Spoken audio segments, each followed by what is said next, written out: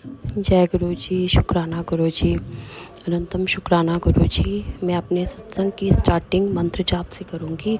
ओम नमः शिवाय, शिव जी सदा सहाय। ओम नमः शिवाय, गुरु जी सदा सहाय। जय गुरु जी।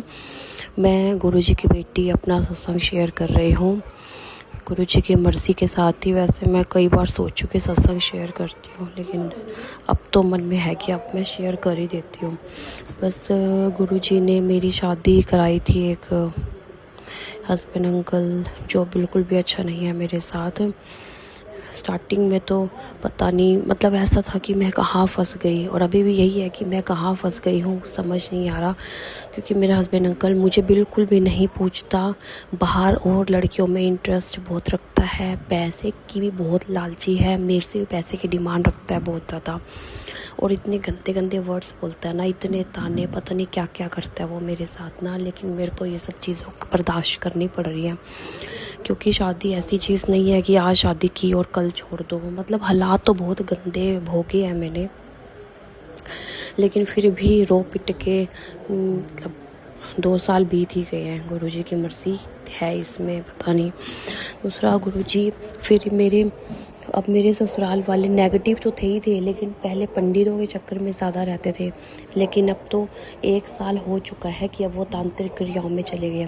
क्योंकि मेरी सास आंटी जो है ना, वो गुरुजी के सत्संग सुन लेती थी, वहाँ से उसको आइडिया हुआ कि तांत्रिक क्रिया, तभी उसने अपने बेटे पर तांत्रिक क्रिया कर ली उसको बस में करने के लिए।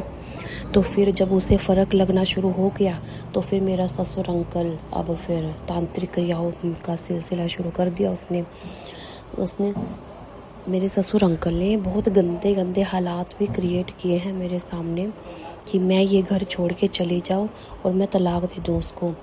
तो सिचुएशन गुरुजी ने संभाली तब भी, लेकिन अब मुझे समझ नहीं आ रही कि गुरुजी ये सब जो तांत्रिक क्रियाओं का सिलसिला है कि मेरा हस्बैंड अंकल मेरे से बिल्कुल भी बात नहीं करता। मैं चाहे घर हूँ चाहे नहीं हूँ, मतलब उसे किसी चीज़ का फ़र्क नहीं पड़ता, वो तो चाहता है कि मैं घर छोड़ के चली जाऊँ।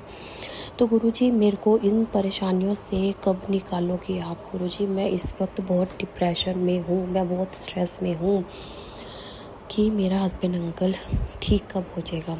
गुरुजी इतने सत्संग आते हैं ना, पॉजिटिव भी आते हैं और नेगेटिव भी आते हैं।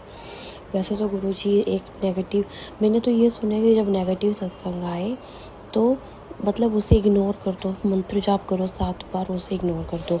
लेकिन गुरुजी मेरे को ऐसा लगता है कि एक मैसेज था कि तेरी ज़िंदगी में तूफ़ान आने वाला है, 7 मई से पहले इसे सुन ले।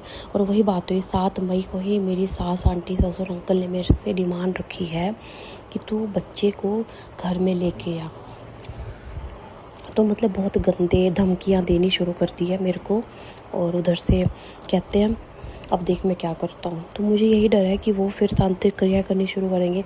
अभी तो वो तांत्रिक क्रिया उन्होंने अब ये करनी शुरू कर दी है कि अपने बेटे को अपने कंट्रोल में कर रहे हैं, अपने बस में करके रखा हुआ है उन्होंने अपने बेटे को। तभी तो मेरे को बिल्कुल भी इंटरेस्ट नहीं रखता मेरे में, बिल्कुल भी 1% भी नहीं रखता वो मेरे में इंटरेस्ट। अब तो पहले 10 था तो अब 10% रखता था पहले, तो अब 1% भी नहीं रखता, क्योंकि उन्होंने तांत्रिक क्रिया करके अपने बेटे को अपने बस में कर लिया ना। तो गुरुजी ये सिलसिला कब तक चलता रहेगा? मुझे कब तक गुरुजी ये सब चीज़ें झेलनी पड़ रही है? गुरुजी आप क्या नहीं कर सकते, मुझे समझ नहीं आता। वैसे तो गुरुजी मेरे जो माड़े कर्म है जिस वजह से मुझे दुख झेलने पड़ रहे हैं, उनके लिए मुझे माफ़ कर दो गुरुजी। मालिक मेरे माड़े कर्मों के लिए मुझे बख्श दो। अब हम गुरुजी मेरे में और हिम्मत नहीं है और कैपेसिटी नहीं है मैं ये सब चीज़ें इतने दुख झेल सकूं। गुरुजी प्लीज़ कृपा करो मेरे ऊपर भी। मैं सत्संग आते हैं तो कोशिश करती हूँ सुनने की, तब भी मेरे कर्म नहीं कट रहे। मैंने ये सत्संग भी सुना कि तेरे पति की बुद्धि को ठीक कर रहा हूँ। मेरे को ऐसे लगता है क्या पता गुरुजी ने मेरे पति की बुद्धि को ठीक कर दिया हो, लेकिन कोई रिज़ल्ट ही नहीं आता, कोई पॉजिटिव रिज़ल्ट नहीं आता। अभी तो सब कुछ नेगेटिव सा चल रहा है मेरी लाइफ में। गुरुजी कब तक मेरे को ऐसे दुख झेलने हैं, कब तक मुझे ऐसे खून के आंसू रोने हैं?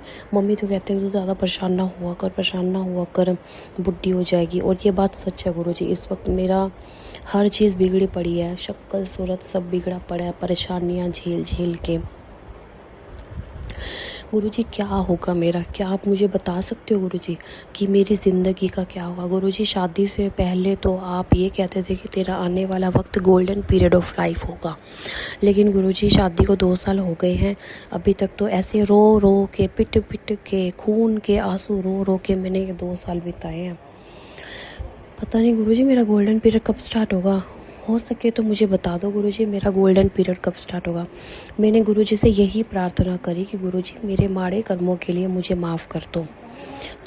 तो मैसेज आया हुआ था 5 मिनट पहले बाद कि ना तेरे माड़े कर्मों को मैंने अब माफ़ कर दिया है, अब तू ज़िंदगी जिएगी। ठीक है, तो मेरे को लगा शायद गुरुजी ने मुझे कह दिया है, मैं खुश हो गई अंदर से। लेकिन जब मैंने फिर एक बार गुरुजी को माफ़ी मांगी, गुरुजी मुझे मेरे माड़े कर्मों के लिए माफ़ कर दो, फिर मैसेज आया हुआ था कि ना अभी तो ना तेरे कर्म कटवाने हैं, तो ये परेशानियाँ मैं बस तेरे साथ हूँ।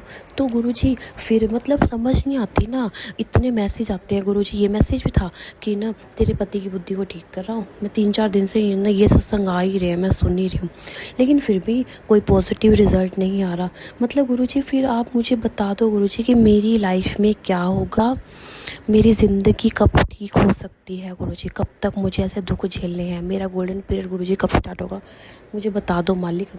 गुरुजी है कहते को तो मैं आपकी बेटी हूँ, अगर मैं आपकी बेटी हूँ तब भी गुरुजी आपने मेरी अरदास पूरी नहीं की। एक मतलब बिल्कुल भी, इतने साल हो गए अरदास करते, मैं थक गई गुरुजी, आपसे प्रार्थना करके भी मैं थक गई गुरुजी, आपसे अरदास करके भी।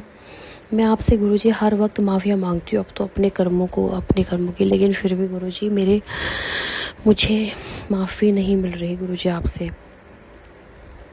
गुरुजी माफ़ कर दो, अब तो मुझे बख्श दो, अब मेरी किस्मत में पति का सुख लिख दो, मेरे को भी खुशियाँ दे दो अपनी लाइफ में, और मेरे ससुराल वालों की तांत्रिक क्रियाओं पर अब नियंत्रण मतलब रोक लगा दो। अब तो उनको सज़ा दे दो गुरुजी इस चीज़ की कि तुम ये जो तांत्रिक क्रियाएं कर रहे हो ना, किसी को इतना तंग कर रहे हो, तो गुरुजी इनको सज़ा दो के तब ये सुधर सकते हैं, नहीं तो नहीं। इनके लिए सिर्फ इनका बेटा ही ज़रूरी है और कोई ज़रूरी नहीं है। प्लीज़ मेरे दाता, प्लीज़ गुरुजी, प्लीज़ पिताजी मुझ पर कृपा करो, मेरी किस्मत में पति का सुख लिख दो, मेरे माड़े कर्मों के लिए मुझे बख्श दो, मेहर कर दो गुरुजी। आपके सारे योग में मेरी ज़िंदगी का हर एक पल जो है ना वो आपके सारे है, लेकिन फिर भी गुरुजी कुछ भी पॉजिटिव नहीं हो रहा। और मैं जैसे जॉब करती हूँ वहाँ पर भी जो मेरी स्थिति है, मेरे जो हालात है वहाँ पर भी थोड़े ख़राब से ही हैं, पता नहीं, वही तो समझ नहीं आती गुरुजी, मैं क्या करूँ मालिक, क्या करूँ। कुछ अच्छा कर दो गुरुजी मेरे साथ, मैं अब दुख नहीं झेलना चाहती गुरुजी, अब कुछ अच्छा करना शुरू कर दो मेरी लाइफ में।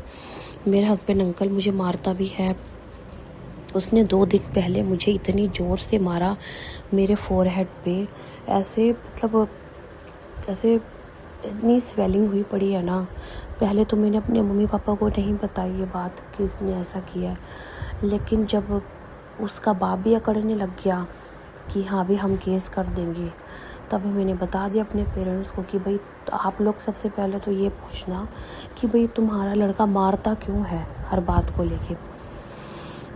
गुरुजी प्लीज़ मालिक मेरे ससुराल वालों को शांत कर दो, वो अब ऐसे मुझे धमकियां देनी बंद कर दे, तांत्रिक क्रियाएं करने बंद कर दे, मेरे हस्बैंड अंकल की बुद्धि को ठीक कर दो गुरुजी, सद्बुद्धि दो उसे कि अब तेरी शादी हो गई है, अब तो और लड़कियों में इंटरेस्ट रखना भी छोड़ दे, अपनी बीवी की ज़िंदगी को बर्बाद ना कर, संभाल लो गुरुजी मेरी इन सब चीज़ों को, मेरे को दुख नहीं झेलनी, अब मुझे भी सुख दे दो गुरुजी, सुख वाला जीवन दे दो गुरुजी। मेरे बाल भी बहुत झड़ते हैं, मम्मी कहते कि तेरा सर इतना खाली हो पड़ा है, ये भी मेरे लिए चिंता की बात है।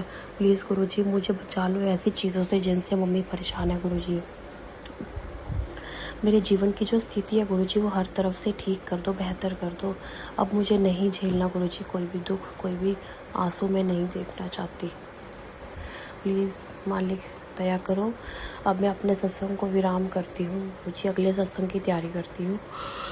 ओम नमः शिवाय शिव जी सदा सहाय, ओम नमः शिवाय गुरुजी सदा सहाय, जय गुरुजी, शुक्राना गुरुजी।